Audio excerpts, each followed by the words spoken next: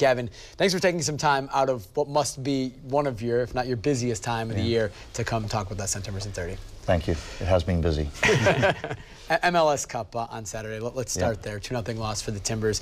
As you've had some time to digest and process that match, how are your feelings about it? Still an opportunity lost. I think it's hard not to look at the game when you get yourself into a situation to challenge and try and win MLS Cup. To not win is devastating, but I think you do start to peel back the layers. You start to look at where the club was, where the club is, and if you look at it, we challenged for our third Western Conference championship for the third time in 6 years. We won the Western Conference championship twice in the last 4 seasons.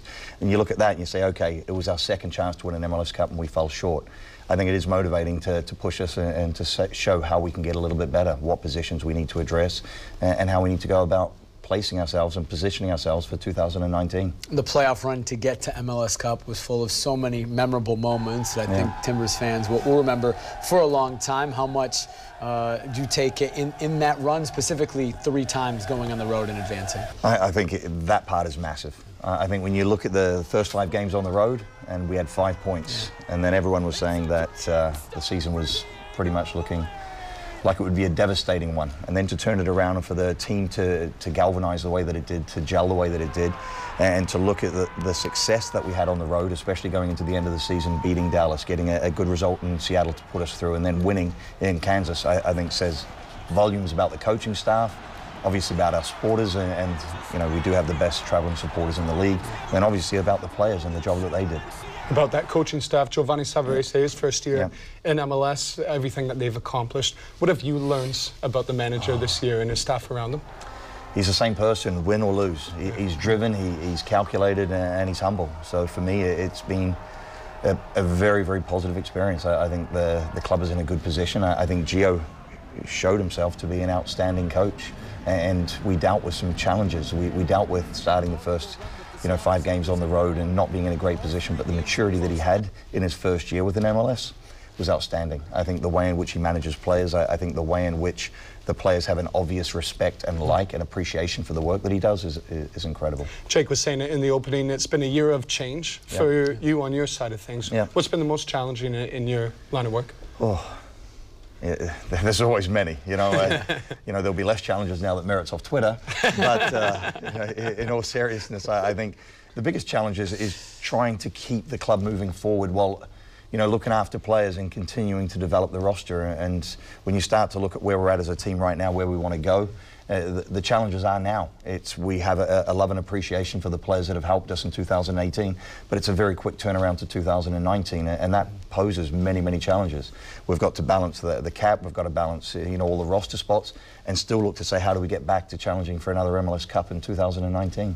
I know there'll be many moves. It's a busy offseason for you. Already been a few right away. Sarek Valentin gets an extension, and you signed 2 guys from T2, Marvin Loria and Renzo Zambrano. Maybe some Timber supporters who haven't been focused on T2 don't know about, but they led a resurgence in T2 this season. What did they bring to the first team? I think Renzo, is quite accomplished for a young player.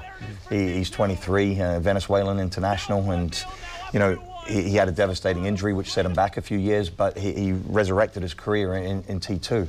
He's very tactical, he's very disciplined. He is what we see as a number 6, somebody that can hold, keep our shape in front of the back line, and he does give us depth in behind Guzman, but he is an exciting player, great range of distribution, technically very, very clean on the ball. And then with Loria, he's an exciting young player. He's good going at people, he's good running off the ball, and he is good attacking spaces, So with us, we see him as a player with a very bright future. He is a young Costa Rican international. He has been overseas several times already. And for us, he did stand out, and it was his attitude in training every single day. It was his attitude when he was with the first team. And the fact that coaches on the first and the second team are saying, we must sign this player, makes you very confident in what he can bring to the table. You already touched on it, the need to make roster moves for you. What area of the squad do you need to strengthen? Without going into positions, I would say we need 3 to 4 players that can challenge for starting spots. And, for us, it's a matter of strengthening, creating more balance, more competition within the group.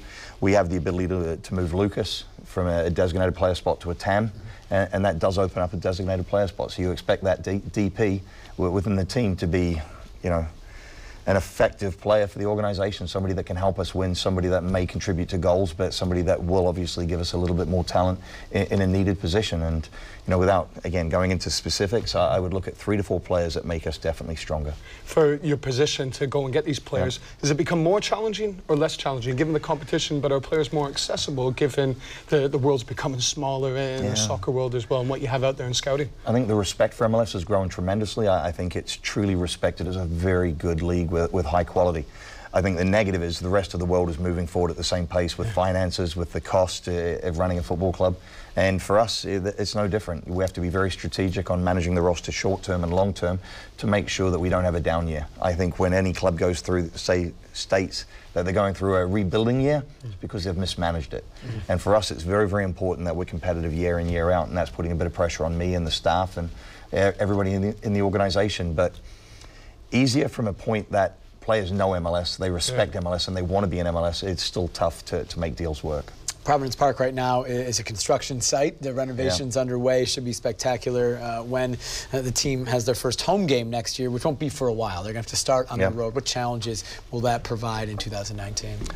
Oh, you saw the challenges in 2018. I think with Gio's learning curve in MLS and finding out more about the league and more about our players and us looking to strengthen, I would say the expectations are high. I think we figured out our performances on the road, especially when we look at the Dallas, the Seattle, and the Kansas. But going into next year, it's going to be the first 12 games of the year on the road. The positives are we'll have a congested schedule towards the second half, but most of those are going to be at home. So hopefully we avoid, you know, some of the conditions of the Houston and the Dallas in the summer. And with us having a lopsided schedule in the second half at home, we'll take the positives. But again, we're going to put a pressure on ourselves to make sure that after those 12 games, we're still in a good spot.